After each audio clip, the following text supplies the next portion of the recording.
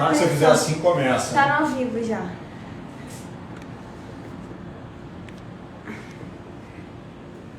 Mas não tem ninguém.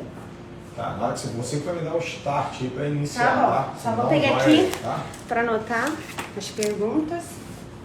Acho que é só Então, a gente chegou. não sei se pergunta, mas... Tem outra sobre. Ok. Escreve um pouquinho.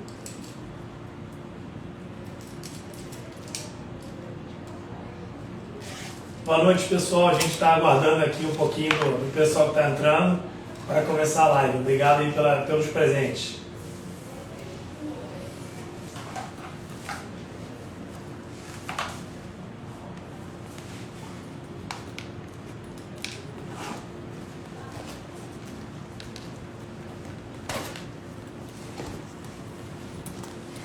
Júlia tá desejando boa sorte. Matos Ferterson dando boa noite.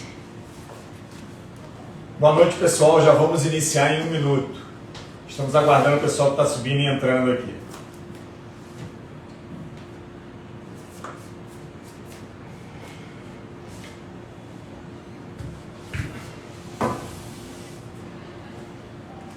Alice. Eu. Bota a cadeira aqui na frente.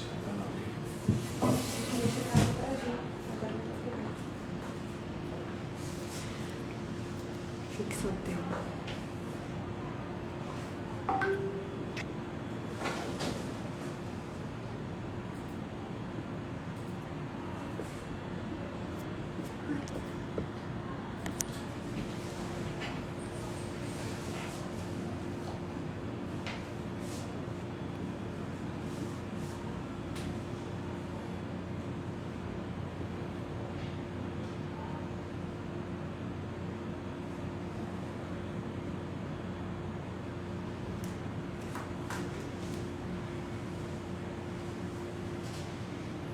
Já demos ali 1 minuto, Fernando? Já, Tá temos gravando? 12 pessoas. Sim, tá no ao vivo Tá já. Tá gravando, todo então mundo vamos começar. Pessoal, Fernando. olá, boa tarde a todos. Me chamo Fernando Canato, para quem ainda não me conhece, diretor de operações e condomínios na Nove. E aqui comigo hoje o Carlos, nosso diretor de novos negócios, né, Carlos? Prazer, boa noite a todos. Obrigado pela presença. Muito obrigado, né, Carlos? Então, a gente está dando início à nossa segunda live, onde hoje o nosso ponto focal é o choque de gestão e os principais pontos de ataque. Antes de tudo, eu queria lembrar a todos vocês, você ainda não está inscrito no nosso canal do YouTube? O nosso canal se chama Nove. Não perca essa oportunidade. Vá lá, faça a sua inscrição e lá já tem bastante conteúdo interessante. Lembrando que na nossa primeira live, a gente já começou a tratar do choque de gestão. Tá sem áudio. Vocês estão ouvindo a gente?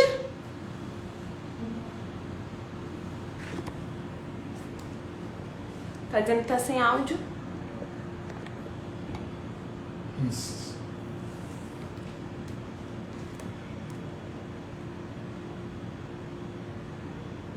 Gente, vocês... tá normal, pode prosseguir, tá todo mundo ouvindo. Então vamos Ok, responder aqui. obrigado, Obrigada. pessoal. Desculpa, pessoal. Obrigado, pessoal. Muito obrigado. Então, retomando aqui, para quem não me conhece, sou o Fernando Canato, diretor de operações e condomínios da Nove.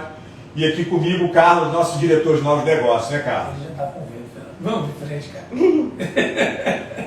Então, pessoal, muito obrigado, boa tarde. Eu havia entendido que vocês não estavam escutando, havia alguma anomalia com o som, né? Para lembrar vocês aqui, nossa live de hoje, a nossa segunda live.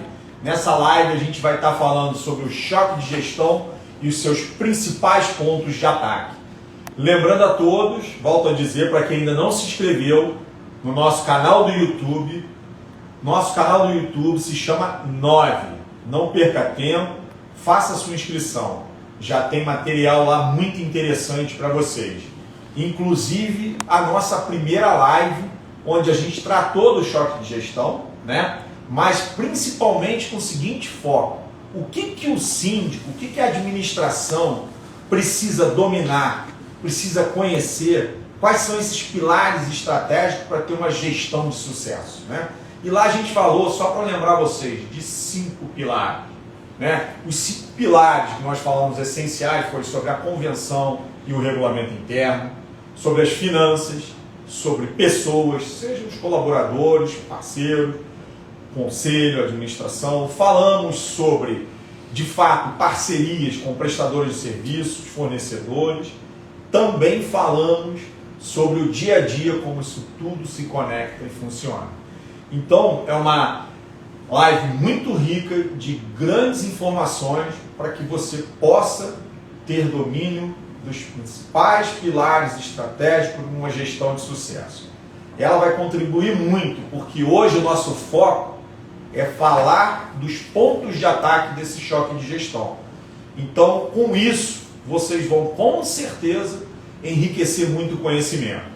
Então, para a gente começar aqui, falar sobre o nosso foco de hoje, os principais pontos de ataque no choque de gestão, eu estou aqui com o Carlos, né, como eu disse, nosso diretor de novos negócios, e a gente vai dar início aqui a esse bate-papo falando de 5 pontos de ataque que a gente quer trazer para vocês, que são importantíssimos nesse choque de gestão. Carlos, primeiro, né, antes de tudo, eu gostaria de iniciar comentando sobre o que você destacou para a gente como inadimplência. É sempre bom saber como é que está a saúde financeira do seu condomínio, né? Ela pode ser uma hemorragia, mas também pode ter ali a chave para muita coisa, né? O que você tem para falar para a gente a respeito disso? Então, Fernando, a inadimplência eu acho que é sempre o primeiro fundamento, seja quando você acabou de entrar como síndico, seja eternamente. É necessário muita disciplina com a inadimplência. E o ponto mais importante é você definir a política de inadimplência do seu condomínio, cuidar para que ela seja sempre implementada, e aí infelizmente doa quem doer, né? Você nunca pode permitir 2 pesos e 2 medidas dentro de um mesmo condomínio, e na medida em que essa cultura vai se consolidando, você vai dificultando a oportunidade da pessoa ficar inadimplente, porque se cada da pessoa fica inadimplente e o condomínio entra com todas as medidas, infelizmente vai ficar mais caro para aquele condômino do que pagar um cheque especial, por exemplo. Né? Se você aciona com o seu advogado, ele vai ter que pagar multa, juros e honorários advocatícios. Então o grande ponto é esse, a gente cuidar para que o mato alto, como a gente sempre fala, né, cara? Exato. É aquele pessoal que fica ali 2, 3 meses sem pagar, daqui a pouco paga de novo. De certa forma, está usando o condomínio como cheque especial, né? Então, você precisa ter medidas para evitar isso e precisa ter medidas para evitar que o inadimplente contumaz, que é aquele cara que não vai pagar mesmo. Se você identificar que está diante do inadimplente contumaz, infelizmente, corra com uma ação judicial para resolver isso o mais rápido possível, né? E, naturalmente, se você conseguir controlar a sua inadimplência, a sua previsão orçamentária vai ser mais próxima da realidade, via de regra o condomínio fica mais barato, né? Claro. Quando você fala de mato alto, eu gosto sempre também de lembrar, né, Carlos, daquela situação que tem um pessoal que esquece. E se você tem um parceiro do lado, seja administradora, quem faz esse serviço para você, de estar lembrando o condomínio inadimplente que ele tem que pagar, muitas vezes você traz um dinheiro para o caixa que não está vindo no curto prazo. Eu acabei de falar dos 2 tipos principais, mas tem esse também, o esquecimento, tem que ser tratado também, né?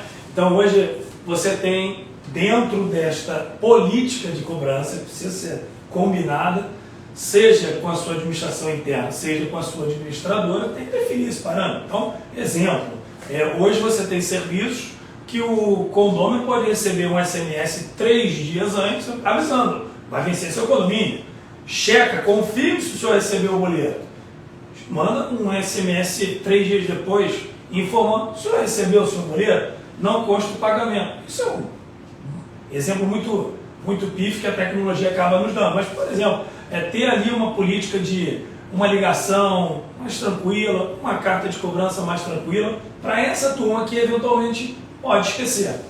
Mas que de qualquer maneira, esquecimento ou não, machuca o caixa do condomínio, claro. Então a gente tem que cuidar. O inadimplente, Carlos, você gostaria de dizer o que para o nosso ouvinte aqui hoje?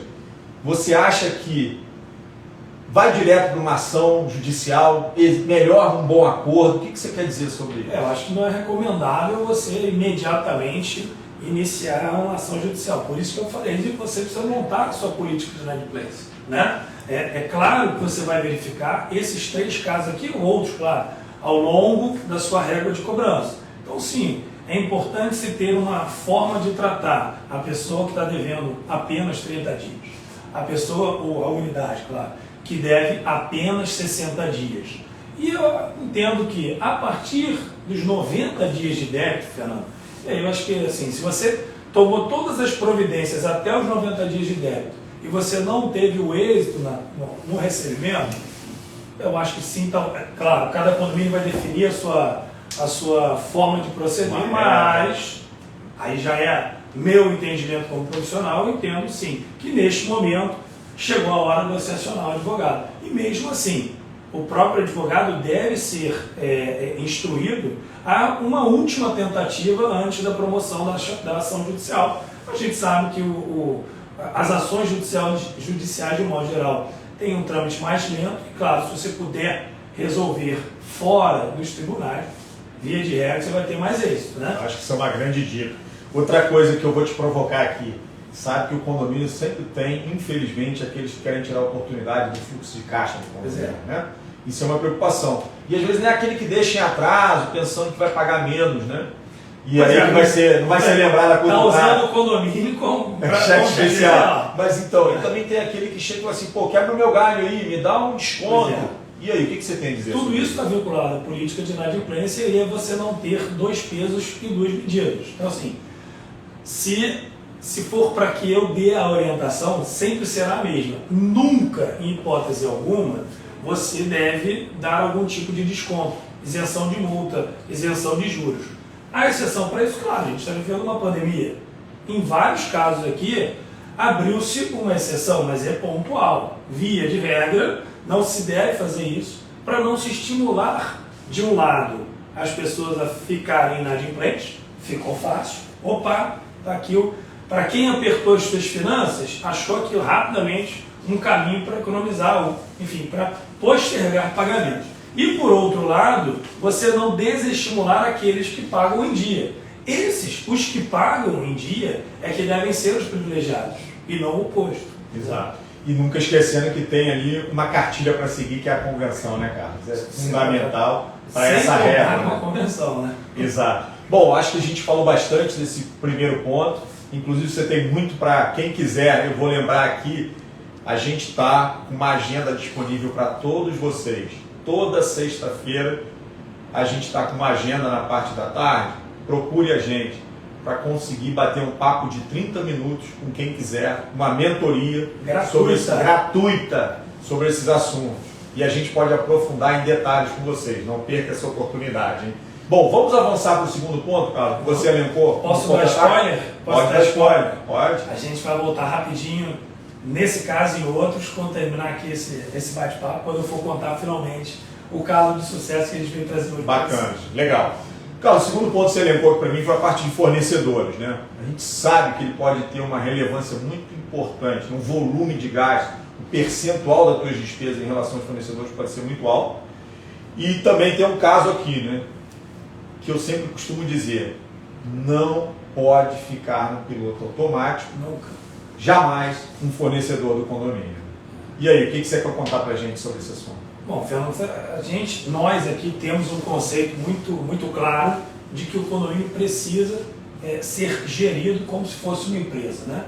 E qual é a empresa que vai perder a oportunidade de ou gastar menos, ou pelo menos gastar a mesma coisa com um produto melhor, né? Que aí é o conceito de otimizar o teu recurso, né? Então, sim, às vezes você tem fornecedores pontuais e você tem aqueles fornecedores por contrato, e normalmente de 12 meses ou mais.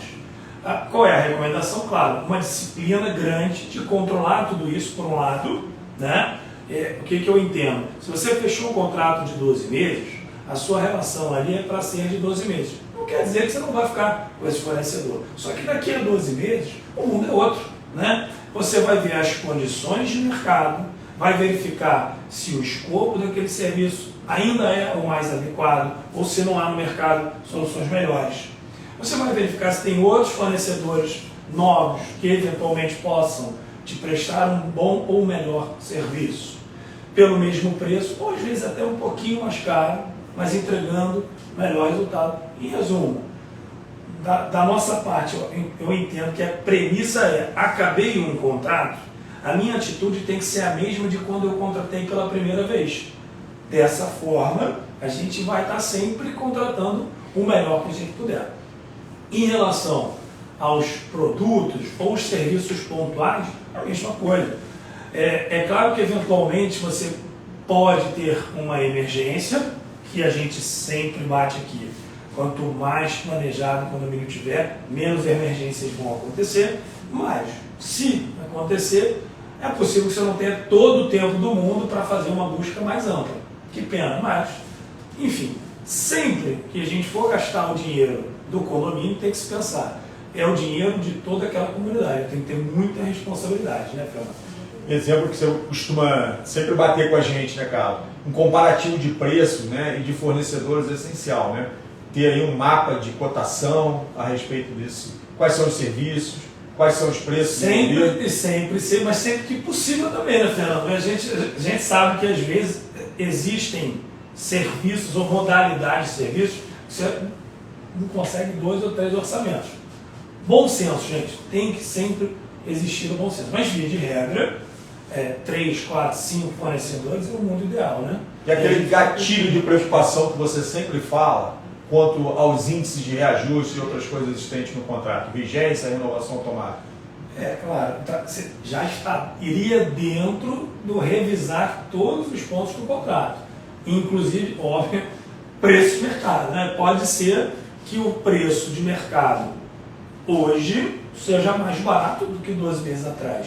Por isso que a gente tem que estar lá sempre renegociando. Não deixar o piloto automático. Se você deixar no piloto automático, isso vai acontecer. Eu tenho um serviço que custava 1.000, o GPM agora, Fernando, 31%, não é isso? Exato. O último. Exato. Imagina se eu deixo no piloto automático. 31% de R$1.000 já são 300. No ano, eu estou gastando R$3.600. À toa. De repente, aquele serviço que era 1.000, hoje, o mercado, dependendo qual seja, né? Mais competitivo, mais players aí, de repente aquele serviço pode estar custando 700. Imagina se eu deixo no automático, eu estou perdendo muito mais. Além de um reajuste pesado, você deixa de uma economia se você não está no mercado revisitando isso. Bacana. Agora, só antes de você avançar, Fernando, eu quero frisar bem, inclusive a gente foi provocado, né? Exato. Hoje aí, mas por que eu quero economizar dinheiro, né? Eu acho que o grande foco que a gente tem que ter na gestão em si não é só apenas a redução, porque a gente já falou aqui, a redução pode ser burra, entre aspas, né? Às vezes eu contrato um serviço péssimo por um preço menor e de repente vou gastar dobrado para contratar um serviço adequado e tudo mais.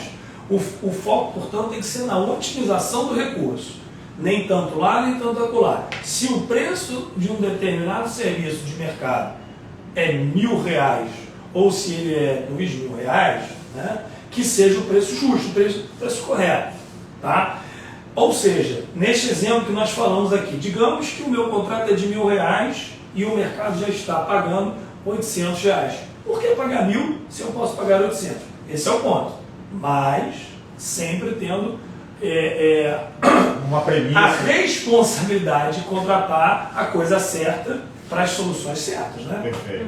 Não, ótimo, bem lembrado, Carlos. Eu queria avançar para o terceiro ponto que eu acho que você colocou aqui, que ele é muito estratégico. A questão terceiro ponto de ataque, as obrigações legais, né?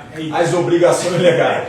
Porque não adianta ter essa austeridade na gestão dos custos, corta custo, e por outro lado, você ficar exposto a não cumprir as obrigações e muitas vezes ter um pênalti alto por isso.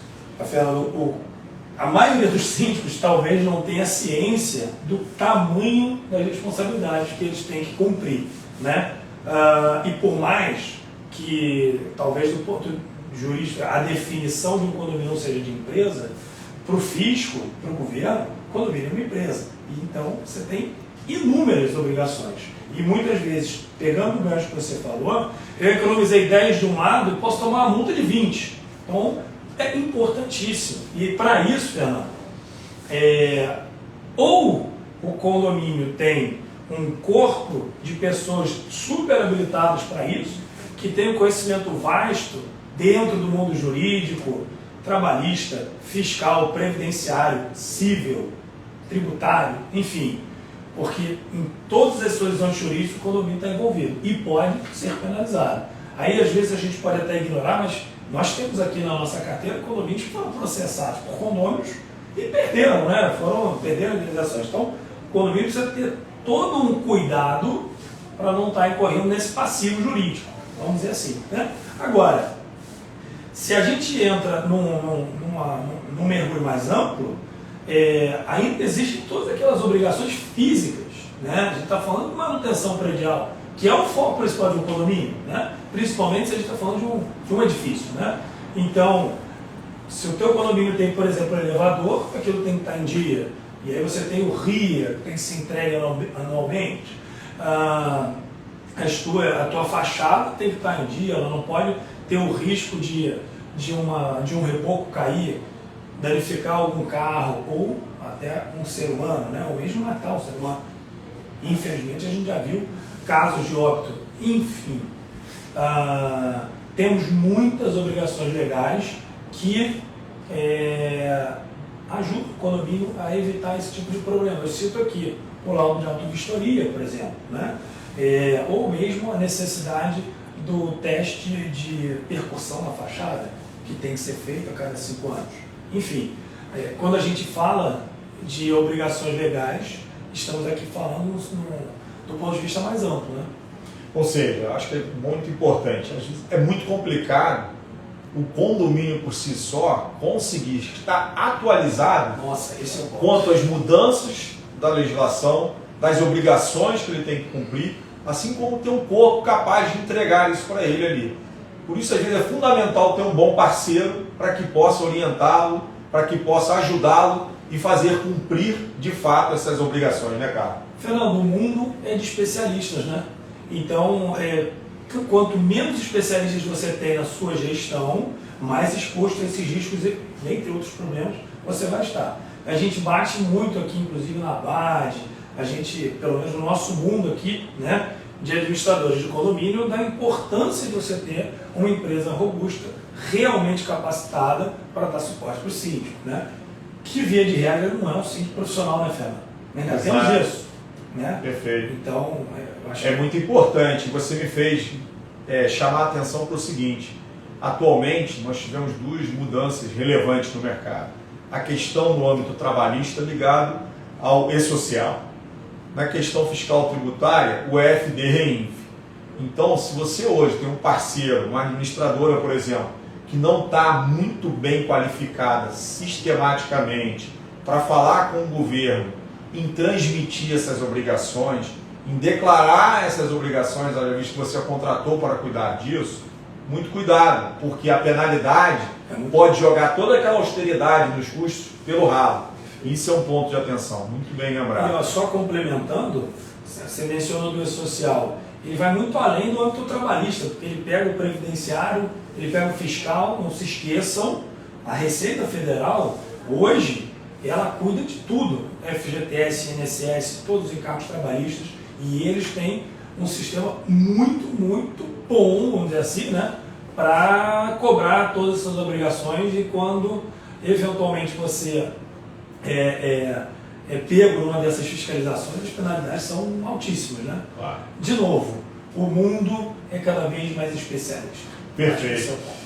Carlos, o ponto 4 aqui, dos pontos de ataque do choque de gestão, que você fez questão de botar até em letras garrafais para chamar a atenção, chama-se o quê? Os principais gastos, né? Quando você arranha lá o teu balancete, vê os teus gastos mensais e olha para os teus principais gastos. E você bate forte nisso, eu costumo brincar. Cara, você pega pouca coisa que pode representar uma enormidade de percentual nos teus gastos. Quando a gente fala de concessionários, fala de pessoas, né, cara? A gente está dizendo que aí tá... Como? Eu acho que quando a gente entra nesse mérito, 90? a gente demonstra a teoria de Pareto, né, do 80-20, que é incrível. Se a gente pegar a nossa carteira, por exemplo, sei lá, acho que 99% dos nossos condomínios, água, luz, pessoas representam, se não 80%, mais, 80% ou mais das despesas. Né? E aí só parafraseando aí com o Pareto, né? Teoricamente, se a sua estratégia for direcionada para esses 3 pontos, você vai resolver 80% dos problemas financeiros do condomínio, ou problemas, de modo geral. Né? Então, sim, eu acho que são os 3 pontos mais relevantes que o síndico tem que se atentar. Né? Será que a sua conta d'água está com a cobrança correta pela SEDAI? Quantas são as ações que estão em andamento com êxito aí, né, contra a SEDAI? E se está sendo cobrada corretamente, seu consumo está otimizado? Né? Boa. E se a gente entrar nesse mês, você tem projetos de reuso de água e, graças a Deus, o mundo da sustentabilidade está evoluindo cada vez mais. Né? Com as inovações tecnológicas, novos fornecedores. Nossa Senhora, isso aqui é fruto de uma outra live, só falar disso, né, Fernando? Exato. Enfim, mas aí a mesma lógica, a gente fala de luz, né? Sim, a concessionária eventualmente pode cometer algum tipo de irregularidade ou até ilegalidade na cobrança, isso precisa ser verificado sempre, né? E se está correta, o seu consumo está otimizado? Nossa, no ponto, dentro do mundo de luz, eu acho que é onde a sustentabilidade mais avançou, pelo menos aqui no Brasil. Né? Você tem muitas opções hoje no mercado aí, de energia solar, mercado livre, e até aqueles projetos de otimização mesmo de consumo. Você substitui lâmpadas, substitui bombas de água por bombas com melhor performance, até elevadores. A modernização de elevadores vai ter impacto na otimização do seu consumo de luz. Né? E pessoas, essa aí, gente, aí é sempre o maior custo, né? Claro que é uma questão social muito importante quando a gente fala da relação trabalhista, mas também há uma questão de extrema relevância que é a financeira, né, Fê? Então, saber equilibrar o lado social e pessoal com o lado financeiro é uma das maiores habilidades do gestor, né? Claro. Infelizmente, a CLT acaba sendo um ofensor financeiro para a manutenção do emprego, né, Fernando? Então, basicamente, o que precisa ser feito é sempre analisar se o funcionário não está caro demais para o condomínio e, se isso for uma verdade, pode ser, em última instância, a solução da rescisão, infelizmente, tá? Mas não só isso, aí a gente já tem aquelas outras atividades, como a gente pode estudar se mudar os seus funcionários para 12 por 36 não acaba te gerando uma economia. Enfim, há muito estudo para isso, tá? E é muito importante você se dedicar horas para conseguir o melhor equilíbrio, vamos dizer assim, né? Do time que trabalha para aquele condomínio. Como você disse, né? A gente está falando aqui, gente, de aproximados, né, o paretão que ele colocou de 80 a 20, a grande monta das despesas do seu condomínio estão concentradas nesse grupo de despesas. Pessoas, concessionários como um todo, principalmente água e luz.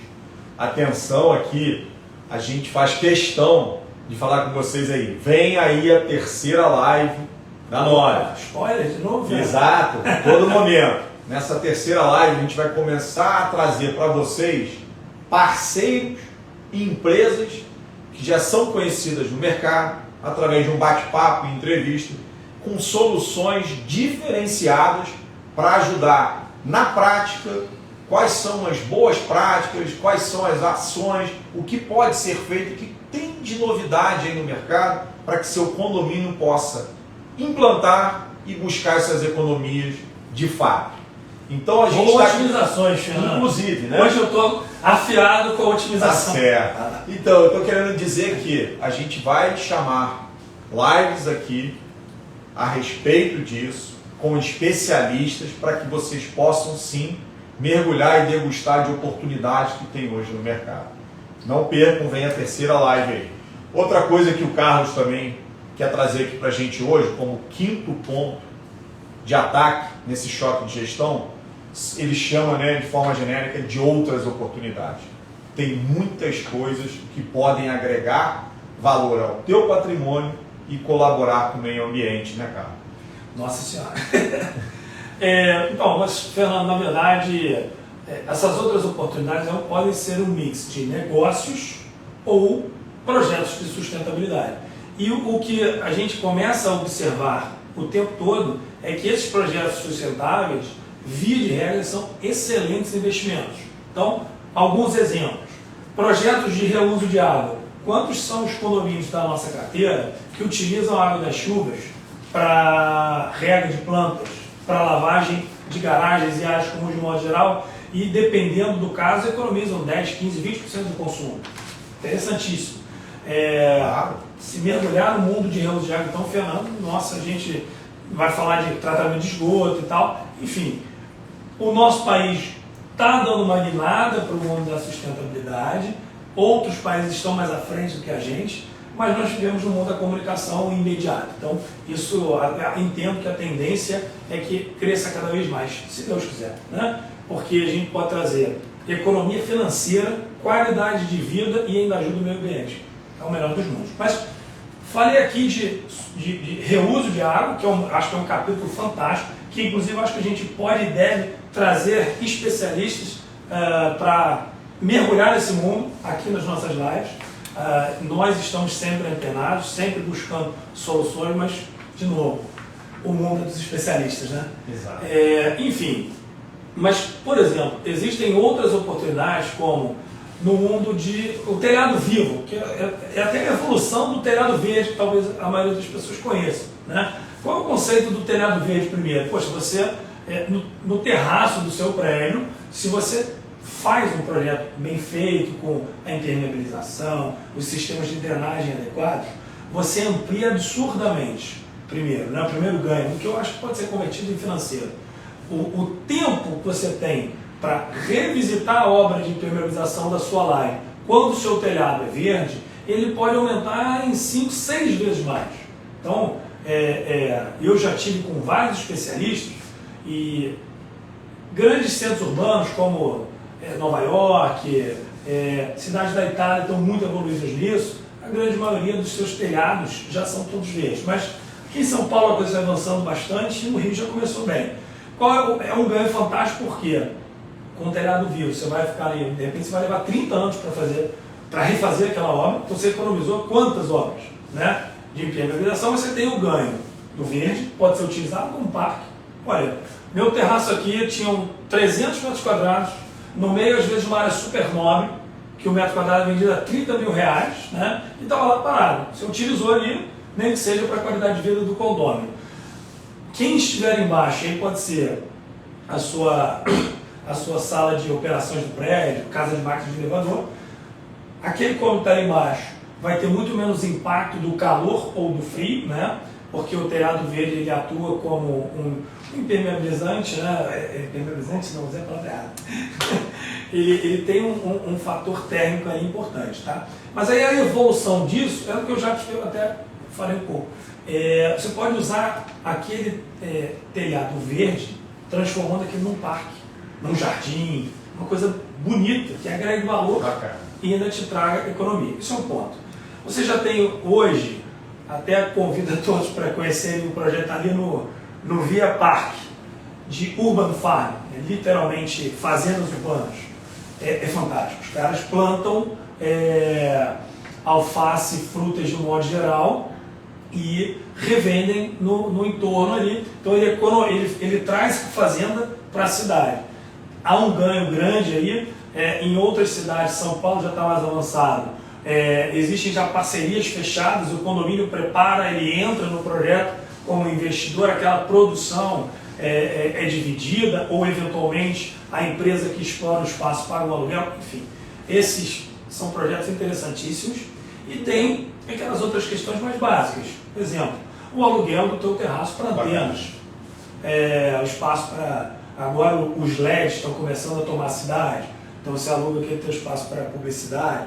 Há os outros condomínios que terceirizam as garagens, isso traz renda para o condomínio. Então, basicamente, são projetos nesse caminho que são oportunidades para os condomínios. Legal. Inclusive, pessoal, isso vai ser tema de uma live futura, porque ele tem conversado muito comigo e vai trazer isso também em específico, que tem muita coisa aí para se listar e que uma delas ou até mais podem se adaptar à realidade do seu condomínio. Bom, quando a gente estava fazendo a chamada para essa live, a gente não queria somente falar desses 5 pontos de ataque do choque de gestão, mas o ponto focal é que o Carlos falou que eu segurei ele da última vez, agora eu não vou segurar mais não. Ele quer entregar o ponto aqui, ele quer entregar o ouro para vocês. Então a gente faz questão, eu acho muito bacana elencar aqui, porque antes de tudo, parabenizar o Carlos, porque ele foi uma pessoa que saiu do lado empresarial e quis sentar do outro lado da mesa. Ele sentou do lado de quem está atuando, de quem é síndico, de quem está na administração de um condomínio e não quis pegar um desafio fácil, não. Ele quis pegar um desafio bem difícil no condomínio, assumir essa responsabilidade para que na prática ele pudesse não somente vivenciar, mas tudo que ele estava estudando ele pudesse também colaborar e depois ver esse laboratório, o que ele conseguiu com isso. Então eu parabenizo muito, porque nem todas as pessoas tiveram a oportunidade, né? E ao mesmo tempo a ousadia que você teve de sentar do outro lado e se aplicar do jeito que se aplicou. E ó, ele vai contar aqui pra gente agora como é que ao longo de aproximados 3 anos ele conseguiu trazer uma economia de mais de 300 mil reais com o condomínio. Então, Carlos, conta esse case aí pra gente que você tanto queria entregar. Fernando, primeiro vou começar, acho que você está se excedendo aí, cara. Tudo bem. Não, mas realmente foi uma experiência fantástica que a gente se forçou aqui a fazer. Quando eu digo a gente, porque, claro, para que eu pudesse me disponibilizar para atuar como síndico profissional, os nossos sócios aqui tiveram que eventualmente compartilhar e me ajudar com algumas atividades da empresa. Então, não é uma vitória de um homem só, e sim de um time, né? Mas a nossa lógica foi justamente essa. Nós atuamos hoje aí perto de, aliás, mais de 700 condomínios e nada mais justo do que a liderança da nossa empresa estar do lado de lá, sofrendo na pele o que o nosso cliente sofre, aprendendo, desenvolvendo e tendo conteúdo para agregar para os nossos clientes, né? E isso é óbvio que traz muito valor e amplia cada vez mais o nosso conhecimento e nós podemos nos dizer que sim, nós somos especialistas em gestão de condomínios. Isso eu acho que é o grande valor. Bom, e da mesma forma que estamos falando de especialistas, é muito bom, muito bacana falar a teoria, mas apresentar a prática é que eu acho que é o ouro, né, Fernando? Então, achei relevante, acho produtivo, conhecimento deve ser compartilhado para ser multiplicado, né, Fernando? Então, sim, por que não? Então, eu trago aqui para vocês a experiência ele foi o 3º ou 4º condomínio que eu aceitei ser síndico. Não fui síndico de muitos, mas por já coisa de 10 anos que eu me dedico à atividade, sempre de 1 a no máximo 2 condomínios ao mesmo tempo, não mais do que isso, porque as atividades aqui na 9 já tomam bastante tempo. Ainda sou pai e de 3 filhos e sou casado, né? Então, enfim, mas vamos lá. Trata-se de um condomínio de 135 unidades, comercial, uma galeria comercial com 29 lojas e o resto de salas comerciais. O condomínio vinha bem gerido, mas naquele momento em que eu entro, ele passava por uma fase delicada. Ocorreu um acidente aqui, um sinistro gravíssimo nos elevadores e o condomínio precisou modernizar os elevadores às pressas, de imediato, e claro que isso desestabiliza as finanças do prédio, né? É aquilo que nós falamos lá de trás, de quanto mais planejado o condomínio tiver, menos emergências acontecem, mas nesse caso foi uma coisa delicada.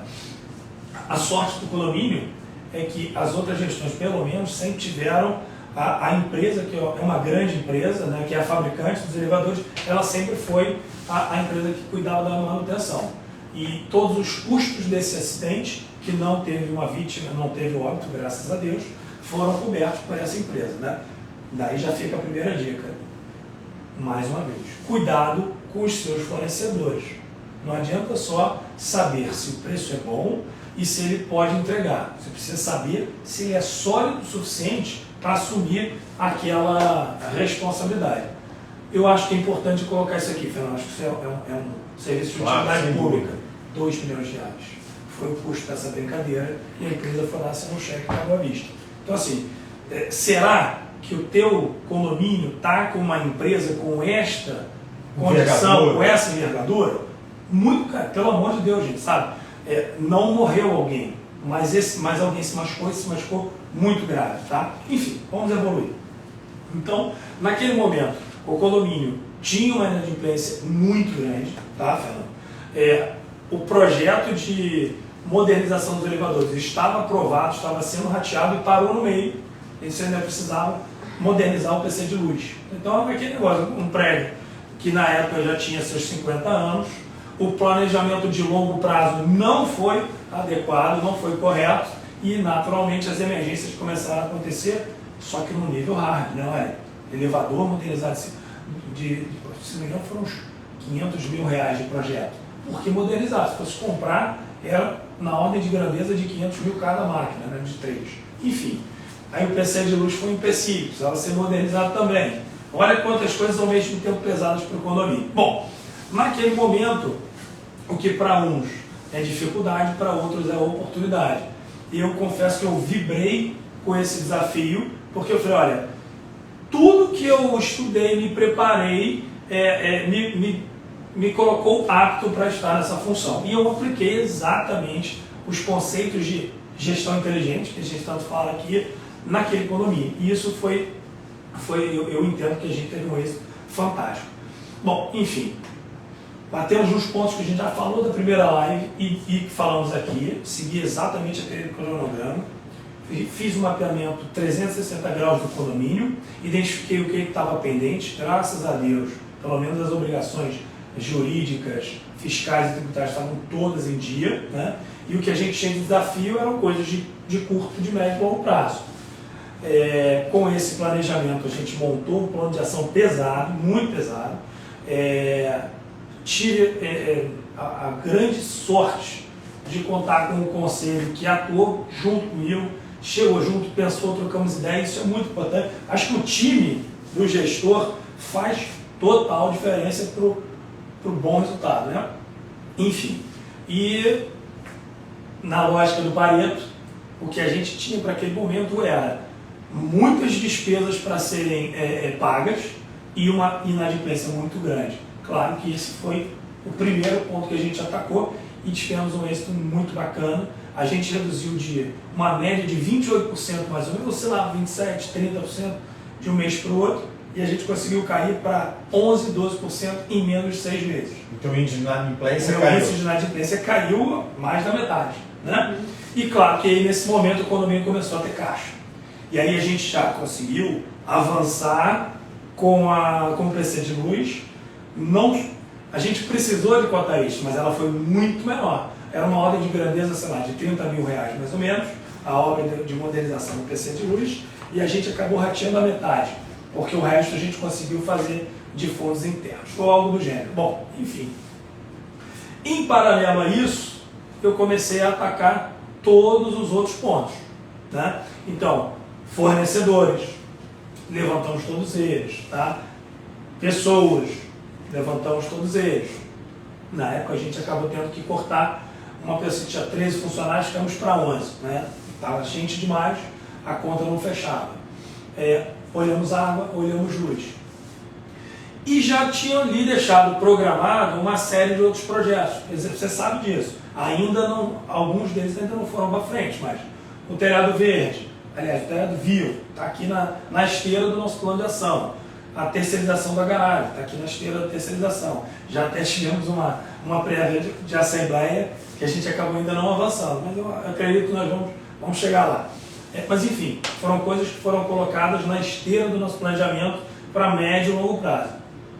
Voltando aqui, como é que eu fiz para reduzir a nossa inadimplência, Fernando? Vamos entregar o ouro? Posso? Deve.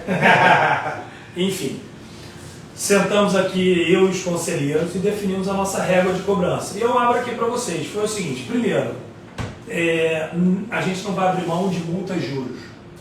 Não é por dinheiro, mas pela atitude. Esta administração não vai ser condescendente com a inadimplência. vocês, inadimplentes, precisam resolver o problema de vocês e não o condomínio. Pronto, esse foi um ponto muito duro para a gente, né? O segundo ponto, em contrapartida, o condomínio está à disposição para ajudar. Quem quiser pagar vai conseguir. Você não vai ter desconto, mas vai ter parcelamento. E aí a gente flexibilizou algumas condições. Claro, condomínio não é banco, a gente não pode financiar uma dívida em 30 anos, né? Mas parcelamentos de até 12 meses eu tinha carta branca. Olha, até 12 meses o síndico tem carta branca para aprovar, tá? E a partir daí a gente botava no conselho e tal. Mas, cara, funcionou muito bem, Fernando, muito bem. Aplicamos aquele conceito da cobrança humanizada. Ao invés de ser truculento, de ser, às vezes, ignorante, ou me paga que você não vou te processar, não, chamamos todo mundo para conversar. Olha, devedores, o condomínio enfrenta uma série de desafios, precisamos da compreensão de vocês, façam a força que vocês puderem. Tivemos um suporte muito grande da nossa administradora, né? Com o time cobrando, mediando, na verdade, né, Fernando? Acho que não é a cobrança, é a mediação, tá? Enfim, além dessa régua de cobrança, existia ali uma disciplina. Então, aquele primeiro débito recebia um contato 1, que era um contato mais brando, já considerando a hipótese de ter esquecido e tal. O segundo mês já era um contato mais pesado. Poxa, esse é o segundo mês, eu te avisei no primeiro, por favor, corre aqui, o que você precisa de ajuda, vem pagar, porque no terceiro eu não consigo te ajudar mais. Isso aqui vai virar uma cobrança judicial. E no terceiro mês, último aviso, olha, te avisei no primeiro, no segundo e no terceiro. Você, por favor, venha pagar imediatamente, senão a gente não vai mais poder segurar, vamos passar aqui para o advogado. E, seguindo essa linha, em 6 meses, a gente conseguiu reduzir. Cortamos o mato alto que a gente conversou, tá? E já estou indo para 6 anos ainda nessa gestão, espero que o ano que vem eu já não fique mais, mas, enfim, estou brincando, se o desafio ainda continuar, a gente permanece, mas a gente conseguiu imprimir a cultura no prédio. Então, o que aconteceu? No meio da pandemia, Fernando, eu subi para 16, de 11, 12%, eu subi para 16%, só que nós estamos falando de condomínio comercial. E por quê? O condômino aqui, depois de 6 anos você usando sempre a mesma prática, ele já sabe que daqui ele não vai poder usar como cheque especial. Então, a pessoa que está mais apertada de dinheiro acaba privilegiando o pagamento do condomínio, até porque ele viu que é mais caro. Imagina, pagar honorários advocatícios, multas, juros e tudo mais, vai ser mais caro do que o cheque especial no banco. Então, essa pessoa que está numa situação complicada, se ela tiver que escolher uma dívida, ela escolhe pagar primeiro do condomínio. Bacana. Eu acho que esse é um resultado interessante da inadimplência. Beleza? A outra situação que a gente atacou de imediato, não por ser o mais importante, mas é porque a gente conseguia fazer com maior velocidade, foram os nossos fornecedores. Sabe essa tua conta dos 300? Só de fornecedores, por exemplo, a gente tinha aqui até foi uma vistoria que o Corpo de Bombeiros fez e emitiu aqui uma determinação que esse prédio era obrigado a ter o brigadista de incêndio, que é um contrato que era perto de R$10 mil mensal, fora o 13º, né? Então, a gente mergulhou, houveram diversos embates aqui e conseguimos, com o suporte da ABAD e do Secov, ter lá um parecer que demonstrava que o condomínio estava enquadrado. Perfeito. Então você tem que guerrear, né, Fernando?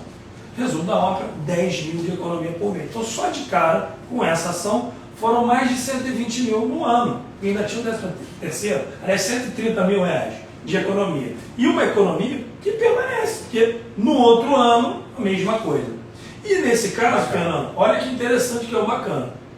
O rateio desse pagamento, ele era uma cota direta para o condomínio. Ou seja, quando eu deixei de pagar, esse dinheiro não veio para o caixa do condomínio, ele veio direto para o caixa dos condôminos.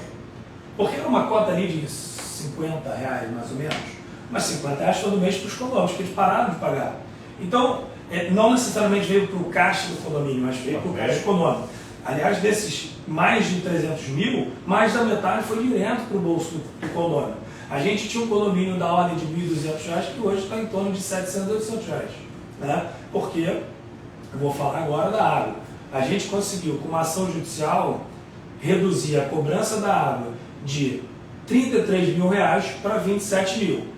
A SEDAI nos cobrava por um cálculo mínimo que ela entendia que era o nosso consumo. Só que o condomínio tinha um medidor aqui, tinha um hidrômetro, e o consumo medido era para R$25 mil, R$27 mil, e o consumo que a SEDAI entendia que a gente tinha que gastar era 33. Brigamos, ganhamos, e essa briga foi pesada, R$2.800.000, que a gente ainda não levantou, a gente levantou uma pequena parte disso, mas o ganho imediato foram R$5 mil a menos, que de novo, na tua média mensal de consumo. que não vieram para o caixa do condomínio, mas vieram direto para o caixa do condomínio, porque aqui a gente rateava a conta d'água fora da cota condominial.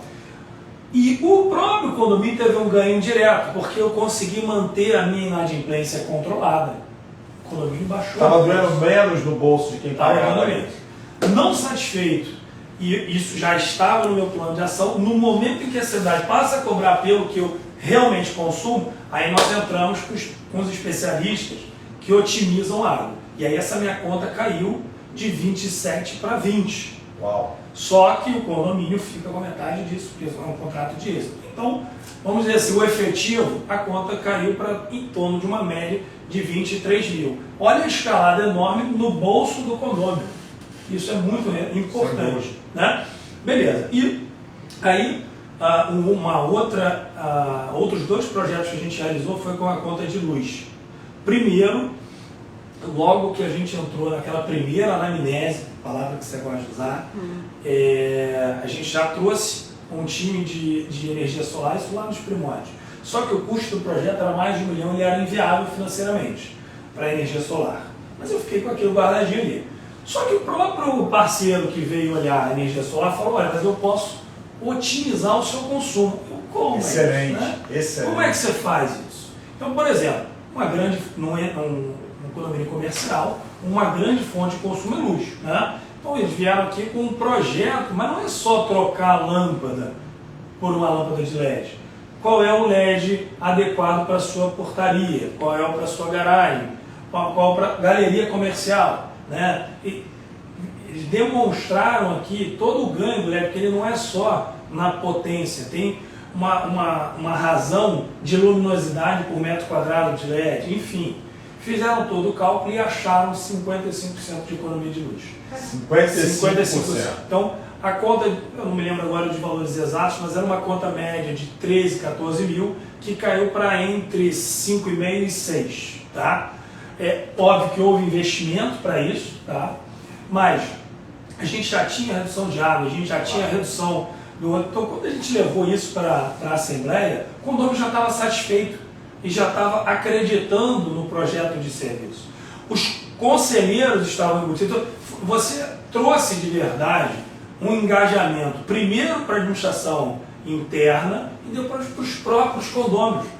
Porque foi muito importante, Fernando, quando você vem com uma ideia boa, mostra, acontece e vem direto no bolso do cara. Não interessa se é R$10 ou 50, essa pessoa acaba se engajando, gostando e entrando. Isso foi muito importante. Para a gente, cheguei nessa Assembleia e falei, pessoal, olha só, tem aqui um projeto com R$80 mil. A gente pode ratear aqui uma cota extra, usar um pedaço do fundo de reserva e ainda usar, porque ele parceria, digamos, eram 80 mil para pagar em 6 meses. Okay. Só que ele instalava em 45 dias. Então a gente já incluía a economia do projeto. Enfim, acabamos que rateamos, foram 3 cotas aí de menos R$50 para cada um. E a economia aconteceu, no nosso economizômetro, bateu aí uns R$55 mil de economia e em menos de 1 ano e meio estava pago o projeto. Beleza? Incrível.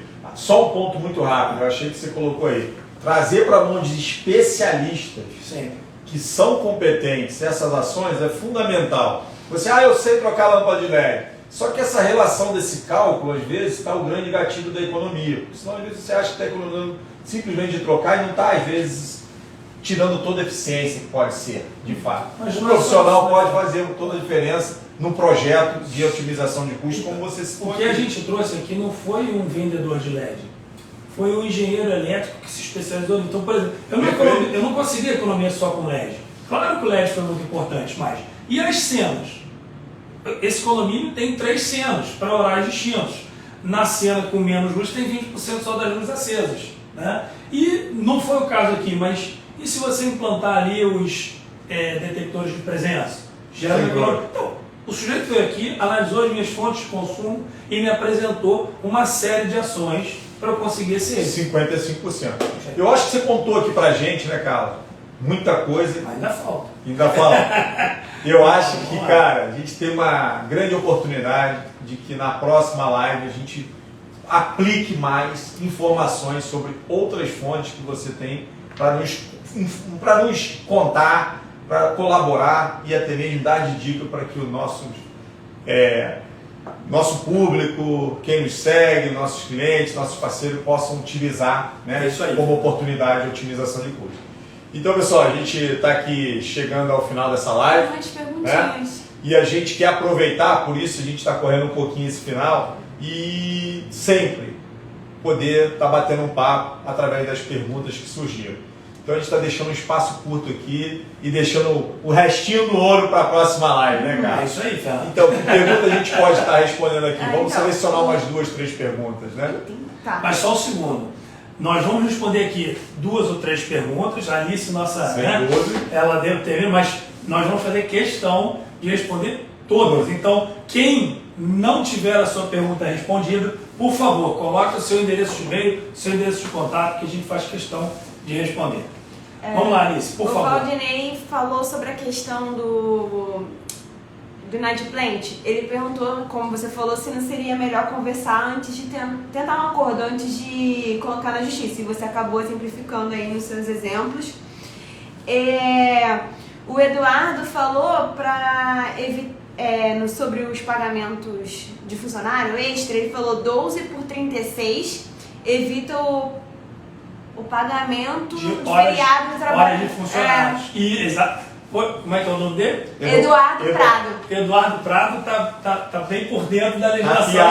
Ele escreveu aqui, eu só anotei, porque 12,36 eu não estava a gente só tem que tomar cuidado em fazer essa migração, analisando eventualmente a necessidade de supressão de horas extras, tá? E também o time. Às vezes o teu funcionário não quer trabalhar 12 por 36, tem que checar isso antes, porque aí o tiro pode sair pela culatra. Imagina se todo o teu time resolve pedir demissão. Vai falir o condomínio só com decisão. Né? Mas enfim, somos alertas. A Júlia perguntou, qual seria a sugestão de vocês para a economia com salva-vidas, que são obrigatórios no estado do Rio de Janeiro?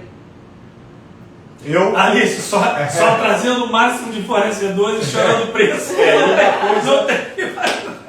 Eu acho que sempre importante, eu brinco, mas a vida vai trazendo experiências. Em alguns condomínios, eu vou falar que não é em um somente que eu tive essa vivência, mas em que alguns síndicos, principalmente estimulados, em 3 casos, eu posso dizer, pelo seu conselho, resolveram mergulhar num estudo, sempre respeitando a convenção e regulamento, quanto ao horário de funcionamento da tua piscina. Talvez esse seja Esse pode ser o grande gatilho desse contrato, principalmente com as estações do ano.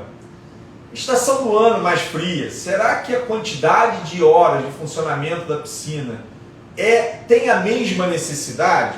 Sim. Vale fazer uma enquete, vale avaliar, vale votar. Ou mesmo o seu condomínio demanda 2 turnos de piscina aberta? Exato. Que aí você pode ter menos homens trabalhando. Parece que não só ir ao mercado para ver o que tem de oportunidade no mapa de cotação de preço, mas principalmente avaliar o comportamento do condomínio no uso da piscina e a aplicação de horas de uso também. E aí você pode ter um gatilho de oportunidade. Mas, gente, por favor, não me abram as piscinas de vocês sem o bendito salva-vidas. Jamais. Porque aí você vai estar enquadrado no risco de tomar uma bela de uma multa, né? E é uma dúvida minha, que você falou do brigadista, como é que você chegou na base no Secov para vocês não terem a presença deles aqui? Vocês levaram essa questão para eles, houve um debate? Olha, foi uma economia grande. Olha só, a ABAD e o Secov são instituições referências desse mercado, que as nossas empresas estão lá desde sempre. Então, sim, a gente sempre foi membro associado e participamos da diretoria de um modo geral. E, claro, buscamos os especialistas da área jurídica dessas duas instituições que analisaram toda a documentação do nosso condomínio e analisaram toda a legislação aplicável. Então a gente conseguiu um parecer jurídico totalmente estruturado, dando ao condomínio toda essa guarida teórica, pelo menos, mas que vamos combinar. Com o selo do Secov e o selo da ABAD, difícil o Corpo de Bombeiros querer bater nisso, né? Até porque o Corpo de Bombeiros via e mexe, pede apoio para as nossas instituições. Agora, independente disso, o grande ganho é você fazer parte, né? O associado do Secov tem direito a aparecer. Mas aí vocês que identificaram e levaram para eles e pediram sempre, esse é o problema. Tá. Aí vai no plano de gestão inteligente. Tá. Né? Entendi. E aí, para fechar, a última pergunta que foi o Valdinei, ele perguntou se você é um gestor de novos negócios ou síndico profissional. Excelente pergunta, né? Olha, eu até sou síndico profissional, mas eu não exploro a atividade, né, Fernando? A atividade de síndico profissional, para mim, é muito mais laboratório do que uma atividade comercial, vamos dizer assim. Eu gosto de dizer que, por isso que eu também quis elucidar e parabenizar essa tua ousadia, porque eu acho que para a gente poder contribuir, colaborar com todos, e eu acho que a grande função nossa não é só estar aqui para ajudar na gestão do teu condomínio, mas também colaborar de alguma forma em coisas que você está buscando de novas experiências. Mas se você passou pelo outro lado, se você vivenciou na prática, com certeza você vai ter muito mais propriedade, muito mais conhecimento e vai saber onde estão as dores de quem está sentado aí. Então vale muito, enriquece para que a gente possa ser mais cirúrgico e agregar valor com você. Esse é o grande propósito do Carlos se mover para esse lado, né, Carlos? Esse é o ponto. Então é isso, pessoal. Queria agradecer a todos vocês. Estamos chegando aqui ao final da nossa segunda live. Não perca a oportunidade, se inscreva no nosso canal do YouTube, que essa live vai estar lá também, assim como está a primeira, ok? Queria deixar um grande abraço para vocês e obrigado por esse momento maravilhoso. Excelente. Tchau, tchau. Um abraço.